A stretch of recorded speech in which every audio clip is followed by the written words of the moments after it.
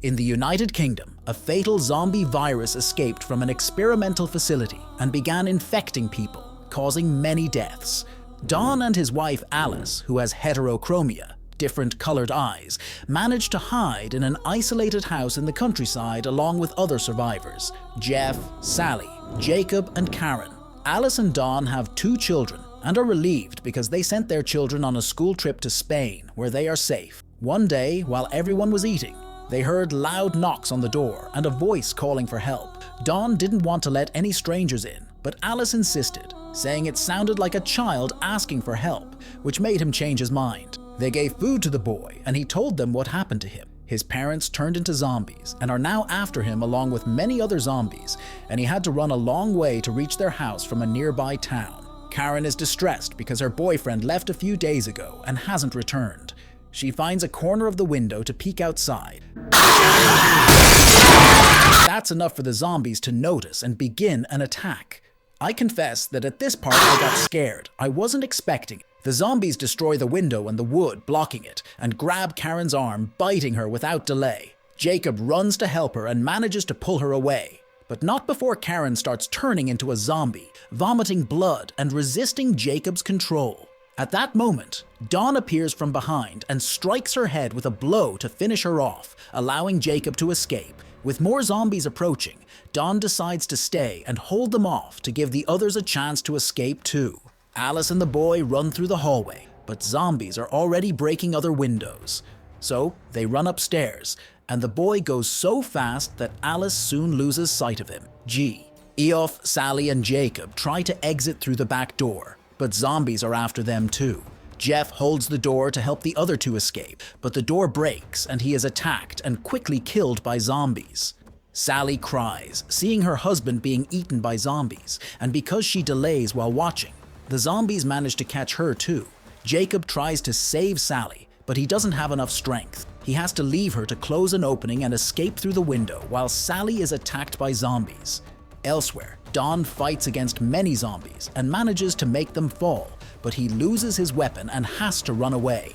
Don hears Alice screaming and goes to her. He tries to make her escape with it, but Alice doesn't want to leave without the boy. Don ends up staying behind while Alice finds the boy hiding, but a zombie appears and blocks their path. Alice calls for help, but Don is too scared. He locks the door and runs away through the window, leaving Alice and the boy alone with the zombies in the house.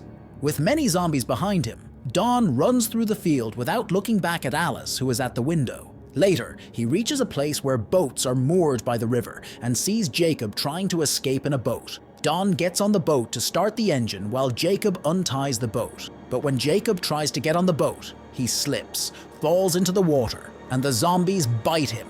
Jacob turns into a zombie and tries to grab Don, but Don pushes him away and manages to start the engine. He uses the propellers to get rid of Jacob and escapes. Hey, the movie I'm going to summarize is called 28 Weeks Later. This is one of those zombie apocalypses where the chance of survival is almost zero. The zombies transform instantly, have superhuman strength and speed, and never tire. This is the kind of movie that keeps you tense the whole time. People with heart problems need to be careful because the movie gives many scares. It's a great zombie movie, easily makes the top 10. That's why I invite you to subscribe to the channel, activate the bell, and leave a like to receive the best recaps. 15 days after the zombies appeared, Britain is isolated.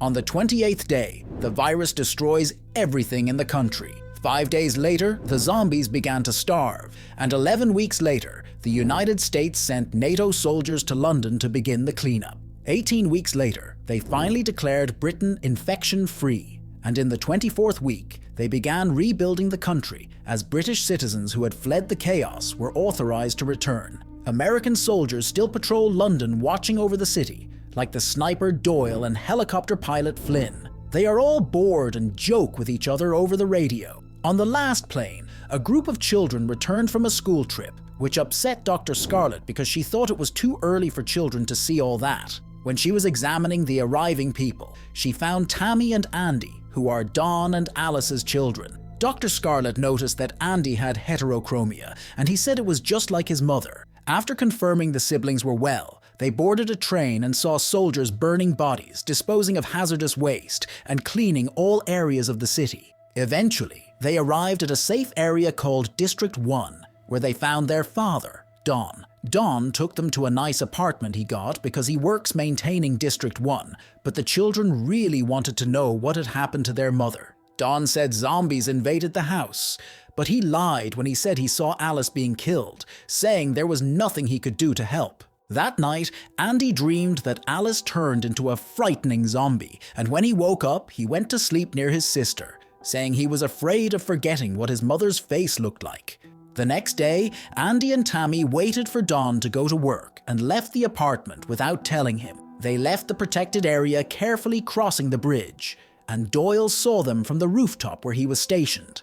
He alerted his team, and the siblings ran through an abandoned area of London, enjoying not having adults to scold them. They found a delivery motorcycle in front of a pizza shop, and Tammy went inside to find the keys.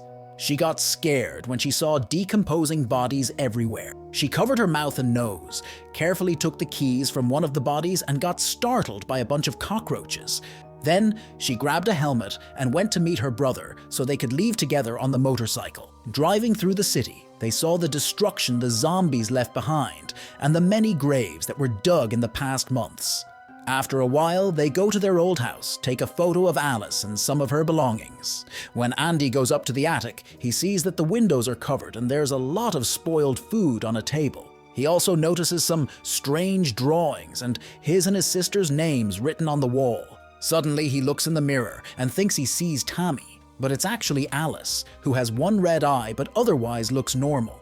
Alice runs to hug Andy and he's happy at first, but she squeezes him too tightly. At that moment, the soldiers appear, take the children away, and capture Alice. Later, Alice takes a shower and is strapped to a gurney. Scarlett tries to talk to her, but Alice doesn't say anything. Then Scarlett takes blood from Alice and discovers she was bitten. This is strange because Alice didn't turn into a zombie. After Scarlett finished examining her, she discovered that Alice carries the virus and can transmit it to others, but doesn't get sick. This means Alice could help make a vaccine. But Commander Stone doesn't care and wants to eliminate Alice before she can spread the virus to anyone. Scarlett said she needs time to run tests. Stone asks Scarlett to examine Alice's corpse afterward. Meanwhile, Alice's children are in isolation, and when Don visits them, they're angry with him for lying. Don feels bad and sneaks into the military area to see Alice, who's alone in a room. He apologizes for running away and says it was out of fear. Alice says she loves him. Don is touched, says he loves her too, and kisses her. Immediately, Alice's saliva transmits the virus to him, and he starts feeling sick and screaming in pain, turning into a zombie. Alice is terrified but is strapped down and can't escape. Don, who is turning into a zombie, approaches her, hits her, bites her neck, and then damages her eyes. After that, Don attacked some guards, killed them with bites, and escaped from the hospital to let the virus spread throughout District 1. When the chiefs learned what had happened, they went to a secure location called a bunker and initiated a lockdown called Code Red. Meanwhile, as soldiers in the city were preparing for battle, Tammy and Andy saw their guard pass through the door and then return as a zombie. He tried to break the glass to get them, but suddenly his head exploded because Scarlett shot him. Then she released the children and took them with her, passing by several bodies along the way as they ran. Then they ended up in the middle of a crowd of people desperate to escape. When the soldiers told Scarlett that civilians had to go through another door, she said the children were very important and had to go with her. People were arguing, and in the confusion, Andy got separated from Scarlett and Tammy. He was pushed with other people into a secure garage. Then, the soldiers locked everyone inside to keep them safe, right when the power went out everywhere. While waiting, Andy heard a strange sound and went to look at the door. There, he saw his father, now a zombie and covered in blood. Don, the father, became very agitated and started shaking the door violently until it opened. He ran in and attacked people, trying to bite them. Andy was very frightened and ran to hide. Meanwhile, the virus spread through the garage, causing panic and making the situation even more chaotic. Now it wasn't just Don biting people. More zombies appeared and attacked, creating even more zombies. Andy managed to climb over people and crawl away until he reached the ventilation system, where he hid. The other people finally managed to break the lock and climb up the stairs. This allows the zombies to escape too and continue spreading the virus. In the streets, emergency lights provide enough illumination for soldiers to reach the hospital and for snipers to protect them. Then, zombies enter the hospital's Great Hall. Scarlett and Tammy start running while soldiers shoot at them. Doyle and other snipers on the roof hit many zombies, one after another, with great precision. But no matter how many they take down, more keep appearing. It's also becoming complicated to know who has the virus and who doesn't. The soldiers were supposed to shoot only zombies, but when they see the chaos through security cameras, Commander Stone realizes the situation is out of control and orders soldiers to shoot everyone they see. While soldiers shoot even more, and many people are killed, Andy manages to emerge from a pipe right in the middle of the chaos. Luckily, he's in the area Doyle is watching, and Doyle doesn't want to shoot survivors. He starts firing at all the zombies near Andy, including one that was almost catching him, and this helps the boy escape with other survivors. Zombies manage to reach the roofs and attack other snipers. After clearing the street, Doyle realizes he has no choice but to flee too. The survivors run to hide in a warehouse. There, Andy finds Scarlett and Tammy and tells his sister what happened to their father. Shortly after, Doyle arrives and offers to take everyone to a safe place, away from the military who want to kill them. They leave the building through the back door and walk very slowly through the streets, being careful to stay in the dark and not be seen by soldiers. When Flynn passes overhead in the helicopter, Doyle asks everyone to wait. He uses the radio to get Flynn's attention and then signals for the group to continue walking. Flynn brings bad news. The soldiers plan to bomb District 1 in 4 minutes. Doyle convinces Flynn to pick him up at Regent's Park, but doesn't mention the survivors. Soon they run to the park, but a sniper hits one of them. They try to hide while the sniper continues shooting and kills several more. Scarlett is wounded, but it's not serious. Now, only she, the 2 siblings, Doyle, and a man named Sam remain. While hiding, Doyle tries to locate the sniper with a piece of metal, but he drops it. Doyle realizes the sniper is just a scared civilian, not a soldier. He asks Sam to run in zigzags and distract the sniper, but Sam refuses, so Andy goes. Andy's running confuses the sniper, who misses the shots, and Doyle takes advantage to hit him with a shot. Afterward, Andy hides and sees his father nearby, but is surprised. Before he can do anything, the group calls him, and the vision of his father disappears. The group runs very fast and jumps a fence to escape District 1 before the bombing begins. Then, the entire area starts exploding. Many people die, and Scarlett's work to find a cure is all destroyed. The fire enters through the hospital windows and reaches Alice, burning her until she dies. They continue running through a tunnel that's also catching fire, but manage to escape before the fire reaches them. The generals watch everything from a safe place and are surprised to see that many zombies survived the bombs and are fleeing to London. They enter various buildings looking for people and spreading destruction. The next day, Doyle's group arrives at Regent's Park, which has been empty since the virus appeared. While waiting for Flynn, Scarlett tells Doyle about Alice and how the children might have a special gene that could help make a vaccine. At this moment, Flynn warns Doyle that he's coming, but they need to be careful of the zombies that escaped. Doyle quickly sends everyone to hide in the tall grass while the zombies advance, and Flynn lands nearby. However, he gets angry when he sees the group and doesn't want to take anyone with him. While they argue, Sam notices the zombies coming and runs to grab the helicopter. Flynn, very angry, starts piloting the helicopter erratically, trying to shake Sam off. When the zombies reach the park, Flynn lowers the helicopter and uses the rotors to attack and kill the zombies.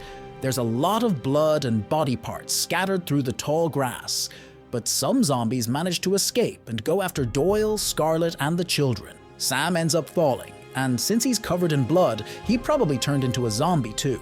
The group keeps running very fast, and Doyle occasionally looks back to shoot at zombies that get close. Flynn asks Doyle to meet him at Wembley Stadium, but wants to leave the rest of the group behind.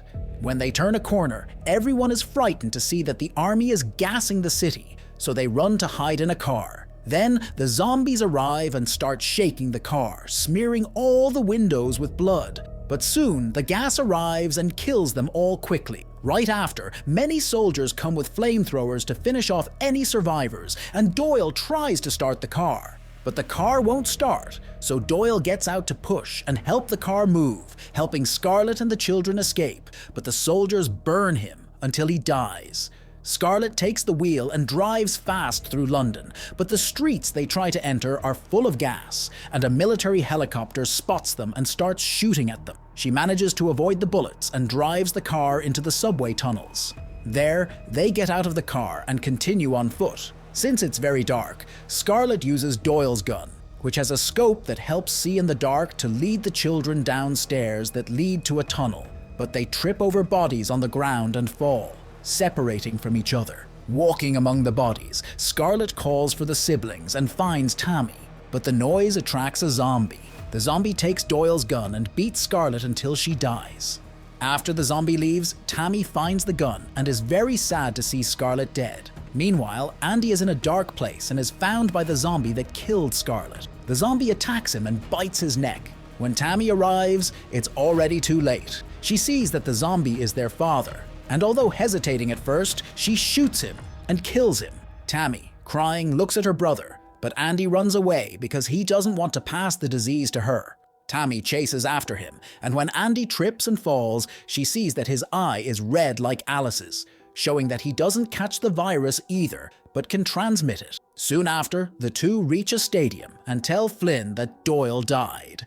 Flynn has no choice and takes the siblings away, flying over Great Britain until reaching Europe. 28 days pass, and Flynn's helicopter is found empty in France, with a voice calling for help on the radio. Finally, many zombies appear running toward the Eiffel Tower, showing that the disease has now spread beyond Great Britain. Hey, what rating would you give this movie? Write in the comments, and don't forget to activate the bell to be notified of new summaries. So until next time.